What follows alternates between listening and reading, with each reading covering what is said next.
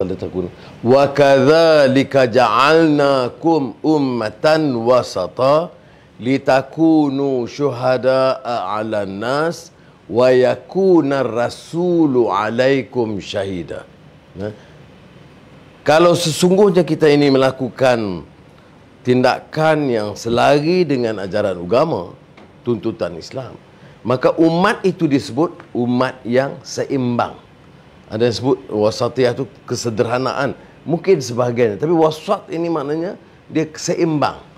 Maknanya equilibrium. Maknanya orang itu tak boleh berhasil kalau dia kata dia ada iman tapi tak ada ilmu. Itu tidak seimbang. Dia ada ilmu tapi tak amal. Dia jaga duniawi tetapi tidak akhirat.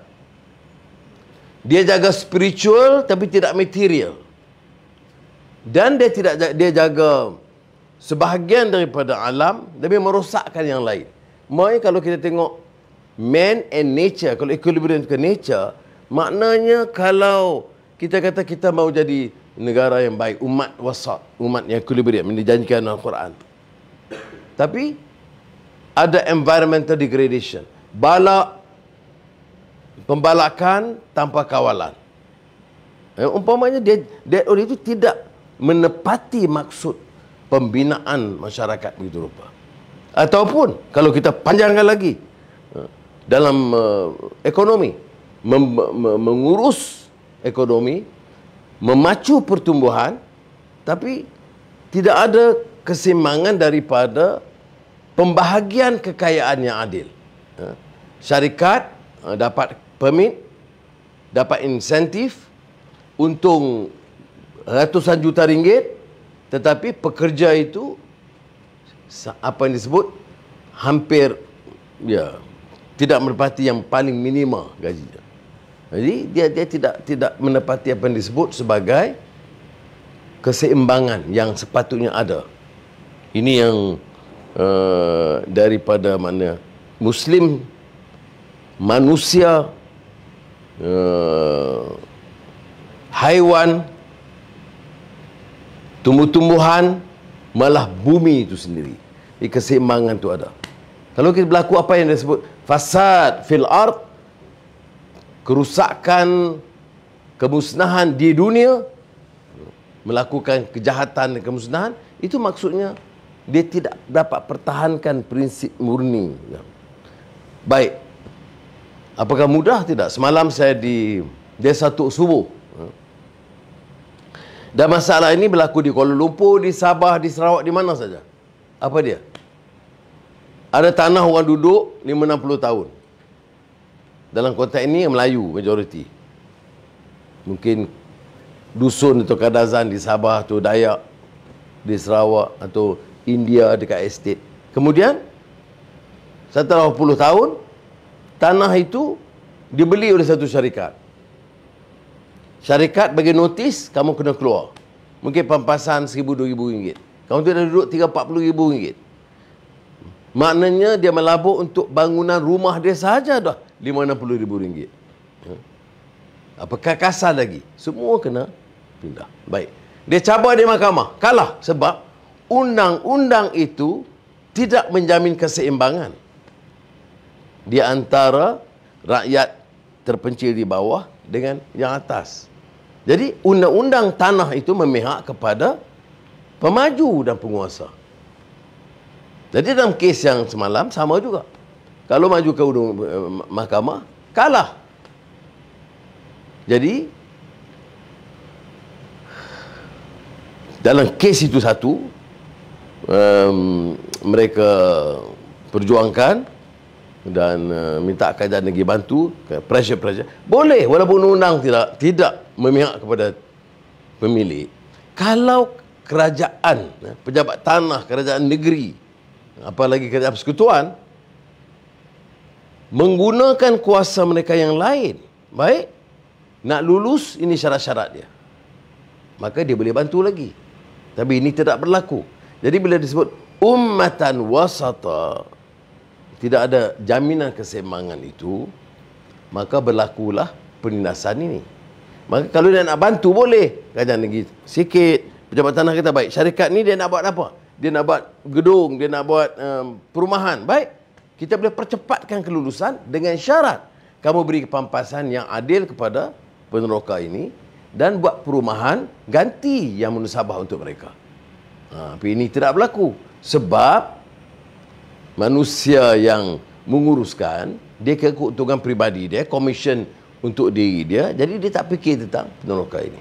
Inilah nasib yang menimpa orang-orang miskin, ramai Melayu di bandar, ada juga segelintir Cina dan India yang diusir keluar kerana tanah itu telah dijual. Kadang-kadang bukan milik orang yang duduk situ, tapi kalau tanya dia duduk ada 40 tahun, ada 60 tahun. Yang dia faham begitu rupa. Jadi pertama dia menuntut, sebagai contoh ni, kekuatan kita keazaman untuk membawa perubahan. Sebab tu kata perubahan itu bukan soal ganti ketua menteri atau menteri besar atau perdana menteri. Orang yang ada komitmen bawa perubahan ini. Sistem tu mana undang-undang mesti dipindah supaya adil. Kemudian pelaksanaan itu mesti juga selari dengan maksud. Barulah boleh jadi ummatan wasata litakunu syuhada'a 'alan nas. Kalau betul macam ini, dia jadi contoh bukan saja kepada Muslim. Kalau satu, dan katalah kebetulan orang Islam yang jaga, jaminan Al-Quran itu umat yang laksanakan keseimbangan itu akan disenangi menjadi contoh yang baamnya. Ala nas, bukan macam kepada muslimin. Maknanya kalau kita tidak zalim, kita melaksanakan keadilan dan tidak ada keangkuhan kuasa dan melaksanakan dengan baik, contoh. Dan kalau betul kategori ini, wa yakuna rasulu alaikum syahida, Nabi Muhammad SAW akan menjadi saksi kepada kita di akhirat kelak. Jadi ini saya ingat membaca karya Hussein Nasr itu lama, Man of Nature, tapi dia dikembangkan tentang mesti ada sikap yang jelas memelihara persekitaran dan alam sekitar. Karena kerusakan ini akan menjejaskan banjir, pembalakan sebuah kesan. Sebenarnya yang menimpa masih golongan bawahan. Dan golongan bawahan ini dia juga apa yang istilah disebut vulnerable. Dia mudah terpengaruh, kadang-kadang dengan sedikit sebanyak sogokan. Sebab itu peranan kita itu memberikan pencerahan dan pendidikan. Ini yang disebut dakwah dengan bijaksana, bil hikmah. Jadi mudah-mudahan ayat ini apa tadi?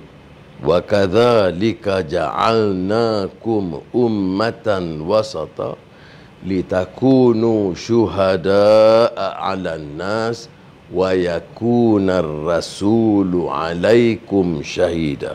Ini menjelaskan tentang perlu kita angkat. Kalau dalam konteks perjuangan parti pun, dia mesti ada kesedaran yang sama bahawa kita nak angkat masyarakat perubahan itu menjadi yang seimbang, menjamin keadilan bagi semua, menjamin nasib yang terlantar, menjamin supaya tidak ada kerusakan, kemusnahan manusia, haiwan dan tumbuh-tumbuhan serta persekitaran.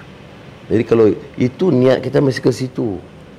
Jangan, kalau tidak, kalau diheret dengan sikit sebanyak sepak terajang politik ni, kita lupa. Kita lupa kerangka besar nak buat ni. Dia fikir boleh menang tak, boleh ada ni sikit, ada taktik ni. Itu jadi kita lupa dia punya dasar akhlak yang lebih luas. Jadi kita jangan tinggal pada dasar ini. Ya. Bagi semua lah, semua calon dan ahli. Kadang-kadang calon sebab ahli dia lebih daripada yang calon. Dia menyokong, dia kata sokong bawa rabah. Kerana yang sokong kalau tak jaga akhlak. Jadi ini jadinya, jadi dia lupa bahawa matlamat kita itu adalah perjuangan yang murni, kesatuan. Tapi kerana kegairahan dia menyokong itu, dia menanam bibit-bibit kebencian dan perpecahan. Maka dia hilang ruh perjuangan dan semangat matlamat dalam perjuangan kita. Wassalamualaikum warahmatullahi wabarakatuh.